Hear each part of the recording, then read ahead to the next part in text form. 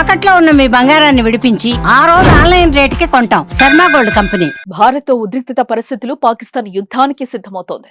బోర్డర్లో యుద్ధ విమానాలు, హెలికాప్టర్లు, వార్ ట్యాంకులను తీసుకొస్తోంది. క్షిపణి పరీక్షలను చేస్తోంది.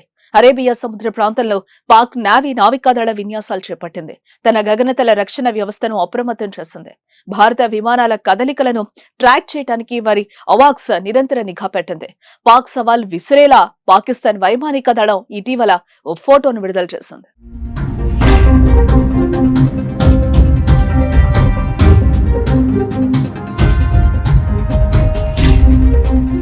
JF-17C యుద్ధ విమానంలో PL-15 అధునాతన క్షిపణిని అమర్చి ఇండియాను బెదిరించేందుకు ప్రయత్నం చేసింది. ఈ పాకిస్తాన్ తన యుద్ధ విమానంలో ఏర్పరిచిన PL-15 అధునాతన క్షిపణి చైనా అందించింది. ఇండియాతో ఉద్రిక్తతల నేపథ్యంలో చైనా ఈ క్షిపణులను పాకిస్తాన్ కు అత్యవసరంగా సరఫరా చేసి తన బుద్ధిని చాటుకుంది. ఈ క్షిపణులను చైనా వైమానిక దళం కోసం నిల్వ ఉంచగా తాజా పరిణామాల నేపథ్యంలో పాకిస్తాన్ కు పంపినట్టు రిపోర్ట్స్ వెల్లడిస్తున్నాయి. PL-15 గాలి నుంచి గాలిలోకి ప్రయోగించే క్షిపణి. ఈ క్షిపణి పరిధి 200 నుండి 300 కిలోమీటర్ల వరకు ఉంటుంది. ఇది ఇండియా యుద్ధ విమానాలను సవాల్ చేయడానికి వీటిని పాక్ రంగంలోకి దించింది. అయితే ఇండియన్ వైమానిక దళం వద్ద వాటిని తిప్పికొట్టే ఆయుధ సంపద పుష్కలంగా ఉన్నాయి.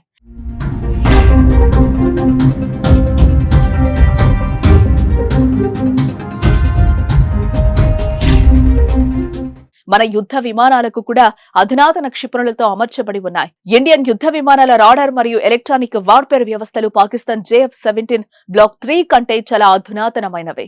JF-17 బ్లాక్ 3 PL-15 వంటి క్షిపణి కలిగి ఉన్నప్పటికీ దాని పూర్తి సామర్థ్యానికి ఉపయోగించడానికి పాకిస్తాన్ కు శక్తివంతమైన రాడార్ వ్యవస్థ అవసరమని రక్షణ నిపుణులు భావిస్తున్నారు. దాంతో పాటు పాకిస్తాన్ కు మెరుగైన నెట్వర్క్ సపోర్ట్ సిస్టమ్ అవసరం. ఇది కాకుండా కదిలే యుద్ధ విమానం నుండి లక్ష్యాన్ని లాక్ చేసి టార్గెట్ చేయడానికి అనుభవజ్ఞులైన పైలట్లు ఉండటం కూడా ముఖ్యం. దీంతో భారత్ ను భయపెట్టాలని పాక్ ఆ ఫోటో విడుదల చేసినా భారత్ మాత్రం వాటిని తిప్పికొట్టే విధంగా వైమానిక దళాన్ని సిద్ధం చేస్తోంది.